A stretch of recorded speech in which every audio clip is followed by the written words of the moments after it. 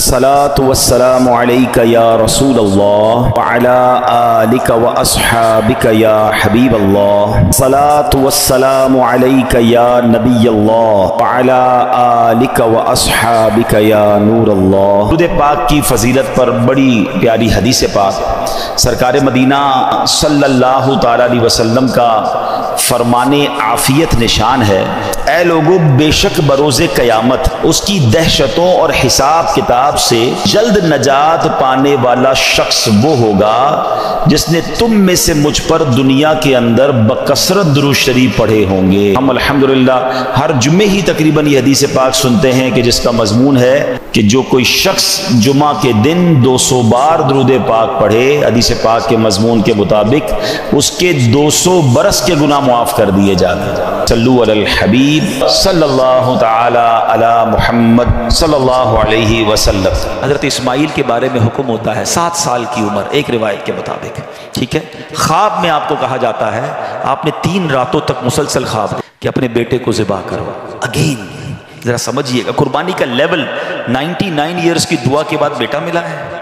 پہلے حکم ہوا صحرا میں چھوڑ کے آ جاؤ، آپ چھوڑ کے آ گئے ہیں۔ کتنا بڑا امتحان تھا، اب اس سے بڑا امتحان کہ اب اس کو ذبح کر دو۔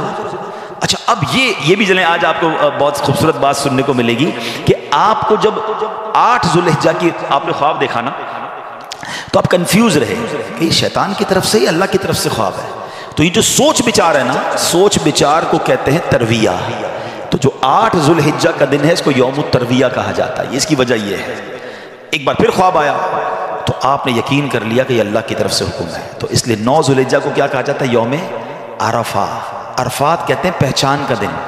آپ کو یقین ہو گیا کہ یہ خواب اللہ کی طرف سے ہے، اور 10 ذوالحجہ کو آپ ذبح کرنے کو چلے تو یوم النحر کہا جاتا ہے، ذبح کا دن۔ یہ ایکچولی یوم ترویہ، یوم عرفہ اور یوم النحر یہ حضرت ابراہیم کی کیفیات تھیں۔ اچھا اب آپ نے کمال یہ کیا کہ جب آپ کو یقین ہو گیا نا، آپ نے اپنے بیٹے سے بھی پوچھ لیا کہ بیٹا مجھے اس طرح خواب آیا ہے، تم کیا کہتے ہو؟ 7 سال کا بیٹا ہے، ایک روایت کے مطابق ان کی 10 سال عمر ہے۔ اللہ اکبر، وہ بیٹا بھی کیسا ہے؟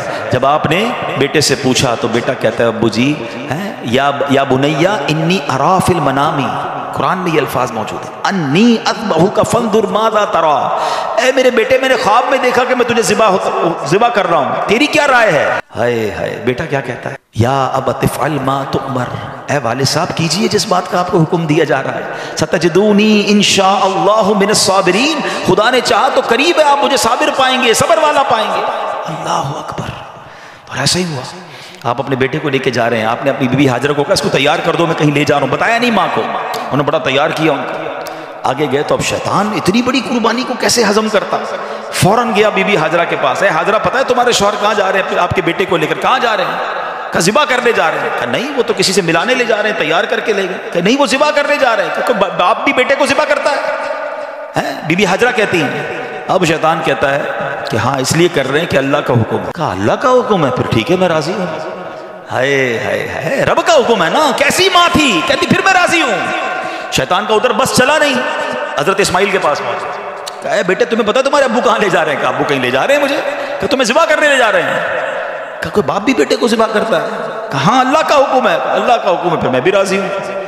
سبحان اللہ۔ اب جب حضرت اسماعیل نے حضرت ابراہیم کو پتہ کیا کہا کہ والد صاحب اب آپ ذبح کرنے لگے ہیں نا، 2-3 میری گزارشات ہیں، ذرا مجھے اچھے طریقے سے باندھ دیجیے گا، کہ ایسا نہ ہو کہ جب مجھے آپ ذبح کریں تو میں زیادہ تڑپوں تو میرے خون کے چھینٹے آپ کے کپڑوں پر گریں گے تو آپ کے کپڑے خراب ہوں۔ چھری کو ذرا تیز کر لیجیے گا تاکہ مجھے تکلیف کم ہو، مجھے الٹا لٹا کے ذبح کیجیے گا تاکہ آپ میرا چہرہ نہیں دیکھ سکیں، اور ہاں یہ جو میرا کرتا ہے نا میری ماں کو دے دیجیے گا تاکہ اس کو بیچاری کو تسلی ہو جائے۔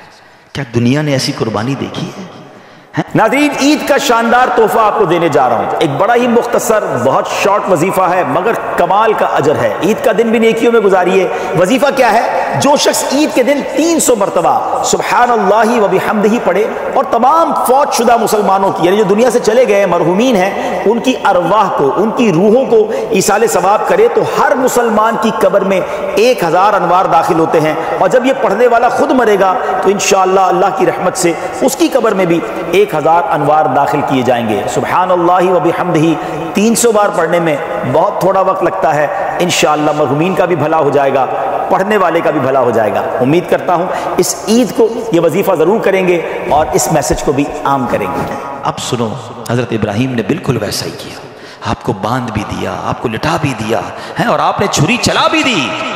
چھری کا کام کاٹنا ہے، اللہ چاہے تو چھری نے کام نہیں کرنا نا، آپ نے اپنا کام پورا کر دیا، وہ تو کر چکے جو کرنی بشر کی ہے۔ مگر پھر کیا ہوا؟ سبحان اللہ، یہ امتحان ختم ہوا اور اب آسمان سے آواز آئی۔ حضرت ابراہیم بالکل اوپر بیٹھے ہیں اور چھری چلا رہے ہیں، تو اوپر سے آواز آئی، سبحان اللہ، اللہ اکبر اللہ اکبر۔ آپ نے جب سر اٹھایا تو دیکھا جبریل امین جنت سے مینڈھا دمبا لے کر آ رہے ہیں، تو آپ سمجھ گئے میرے امتحان کا وقت پورا ہو گیا ہے۔ بے شاختہ آپ کی زبان سے نکلا لا الہ الا اللہ واللہ اکبر۔ تو حضرت اسماعیل تو نیچے لیٹے ہوئے تھے، وہ بھی سمجھ گئے کہ لگتا ہے ہمارا امتحان پورا ہو گیا۔ وہ کہتے ہیں اللہ اکبر وللہ الحمد۔ یہ جو عید والے دن تسبیح پڑھتے ہیں نا، کیا یونیک تسبیح ہے، کیا یونیک تکبیر ہے، کن تین شخصیتوں کی زبان سے نکلا ہے۔ پہلا پارٹ حضرت جبریل کی آواز میں is the middle part of that تکبیر حضرت ابراہیم نے ادا کیا ہے، اور آخری حصہ ہے حضرت اسماعیل کی زبانی۔ ذرا سوچو تو صحیح کیسا منظر ہوگا، ذرا مل کے تکبیر پڑھیں اور اس منظر کو یاد کریں۔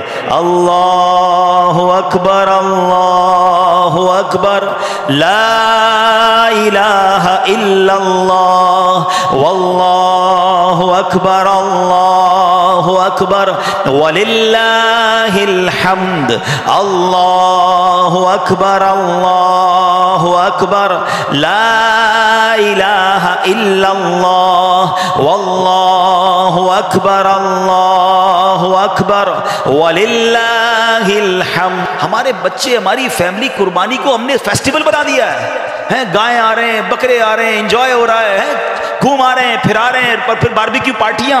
کبھی تو یاد کرو یار، کیا ہوا تھا، یہ کیوں کر رہے ہیں قربانی، یہ کیسی قربانی کی داستان ہے، کب بتائیں گے ہم، کب اس کو سوچے تو صحیح۔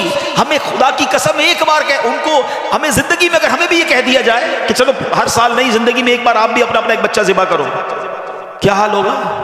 کتنی بڑی آسانی، بکرے کاٹو، گائیں کاٹو، خود ہی کھاؤ، انجوائے کرو۔ شریعت نے کتنا آسانی کر دی ہم پر، لیکن اس قربانی کو تو یاد کریں نا۔ اور پھر اس سے سیکھنے کو کیا ملا کہ یہ وہ لوگ تھے کہ جن کی ان واقعات کو پڑھ کر کبھی تو احساس ہو یار کہ کبھی مال کی قربانی دینی پڑے تو میں حاضر، کبھی وقت کی قربانی دینی پڑے تو میں حاضر، کبھی اپنی خواہشات کی، اپنی ڈیزائرز کی قربانی دینی پڑے تو میں اللہ کے لیے دوں گا۔ اور اللہ وہ دن لائے جب جان کی قربانی دینی پڑے، تب بھی اب پیچھے نہ ہٹے کہ یا اللہ جان بھی تیری ہے، تو نے تو دی نا جان، اے اللہ میں راضی۔ بھائی میری نظروں سے اوجھل ہو گئے، سبحان اللہ سبحان اللہ۔ دو بڑی اہم باتیں پتہ چل رہی ہیں اس سے۔ ایک تو کسی غریب کی مدد کرنا، ہمیں نہیں معلوم کہ ہم کسی کی مدد کر رہے ہیں، اس کے دل سے کیسی دعا نکل رہی ہے، اس کے دل میں کیسی راحت پہنچ رہی ہے، اور ہمارے نہ جانے کتنے گناہ معاف ہو جائیں، اللہ کی رضا حاصل ہو جائے، جنت مل جائے۔ اور دوسرا جو قربانی ہے، سبحان اللہ، یہ انشاءاللہ جنت کی سواریاں بنیں گی، پل صراط کی سواریاں بنیں گی۔ آئیے ناظرین، میں آپ کو نبی پاک علیہ السلام کی قربانی کے حوالے سے کچھ حدیثیں سناتا ہوں۔ پیارے آقا علیہ السلام فرماتے ہیں کہ قربانی کرنے والے کو قربانی کے جانور کے ہر بال کے بدلے میں ایک نیکی ملتی ہے۔ We can't able to count our hair، ہم اپنے سر کے بال نہیں گن سکتے، تو قربانی کے جانور کے سر پر کتنے بال ہوں گے، یہ پورے جانور پر کتنے بال ہوں گے، تو جانور کے جتنے بال ہیں، ہر بال، ایوری ہیئر کے مقابلے میں اسے ایک نیکی ملتی ہے۔ یعنی اٹ مینز اگر کوئی قربانی کرتا ہے تو اسے ملینز اینڈ ملینز نیکیاں ملتی ہیں۔ مبارک ہونے جو قربانی کرتے ہیں۔ ایک اور جگہ نبی پاک علیہ السلام فرماتے ہیں جس نے خوش دلی سے طالب ثواب ہو کر قربانی کی تو وہ آتش جہنم سے حجاب یعنی روک ہو جائے گی۔ یعنی قربانی there are two conditions، خوش دلی کے ساتھ، اوپن ہارٹڈلی، بوجھ سمجھ کر نہیں، برڈن سمجھ کر نہیں، خوش دلی کے ساتھ، اور پھر ثواب کی نیت سے کی۔